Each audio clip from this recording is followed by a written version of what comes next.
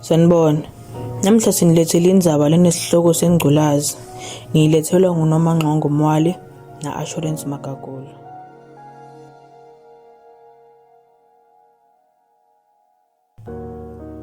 Intombatane lengeke iminyaka lamashumi 25 lokubitwa ngokuthi ngu-Octavia Ferguson waphuma nebangani bakhe bayotijabulisa nakacedza kuphotfola bayodla emabele. Bathi uma bafika Octavia wahlangana nalomyebabe lomdzala wacela kumtsengela sinatfo ngendlela yokumbongelela. Kwekucala beyangavumelana nawo lo mbono ngoba akayijwayele lendvo yokuthi ebantfu langabati bacele kumtsengela tinatfo. Ngenxa yebangani wagcina avumile wasithatha lesinatfo wasinatha.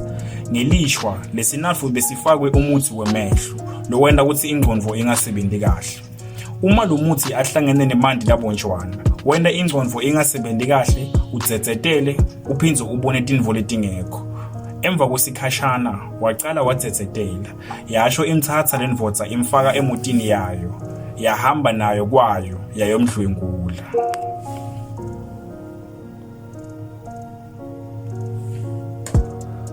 Emva kwemaviki lamane laya kula sitfupha sekadlwenguliwe, wacala waphatfwa sifo semkhuhlwana. Wabona ukuthi ngcono ahambe ayobona dokotela ngoba uyabona emalanga ayahamba solo akaphile. Wathi nakafika kudokotela wamtshela ukuthi ngcono ahlole sifo sengculazi ngoma utothusa kumkhuhlwana kube hey akusasiyo. Nangembala wahlolwa kwatfulakala ukuthi unayo lentsholongwane. Dokotela wambonisa ukuthi ngcono ahambe ayotfola teluleko temcondvo. Nangembala wafika ehhovisini la dokotela waba naye ingxoxo nemluleki wencondvo. Kusile dokotela. Kusile mfana. Ungahlala phansi. Uyaphila kodwa.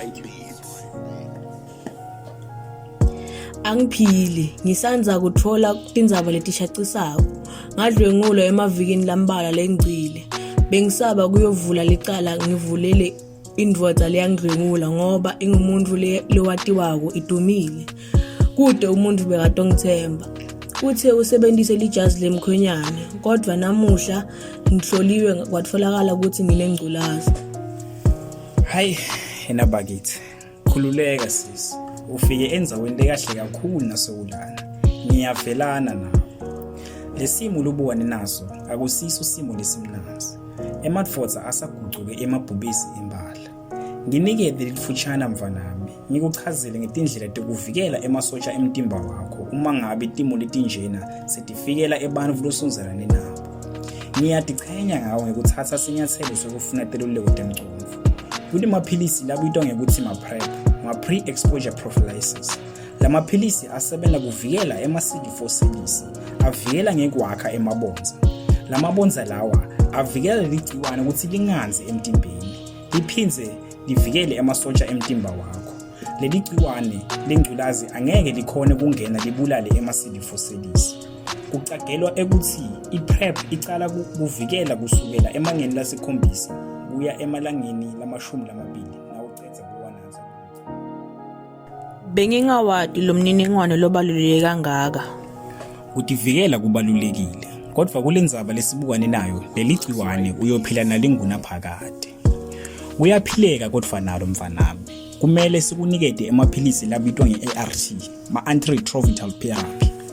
La maphilisi enda ukuthi leli gciwane lingatfoli emandla liphindze linganzi emtimbeni. Lehlisa lizinga lokutala lanze leli gciwane. Kodwa kukhona tinhlobonhlobo temagciwane ayo yona lengculazi. Kuya ngemasotsha emuntfu uyati nawe ukuthi sibantfu sihlukile. Na unatha kahle lamaphilisi utibeka etfubeni lekuba nalosikubita nge-less viral load, lokusho ukuthi angeke indlulele kwi-AIDS. Lamaphilisi akwenda ukuthi uphile isikhathi leside, ube nempilo lede futhi lemcemane. Lisebenta njani leli gciwane? Muhlo umbuto wakho mfanami. Ligciwane nalingena libulala ema-CD4 cells. Ema-CD4 cells ngilawo lavikela umtimba wetfu emagciwaneni. Impilo yanali ligciwane linetigaba lasikhombisa.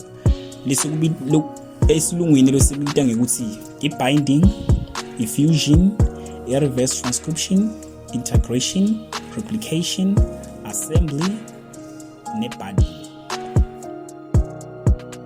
Ungawanazi tonke tinsuku loko kutawenta impilo yakho ibe engcupheni yokutfola letinye tifo letisundzalane nengculazi njenge-anal cancer, tuberculosis, thrush kanye naletinye tifo.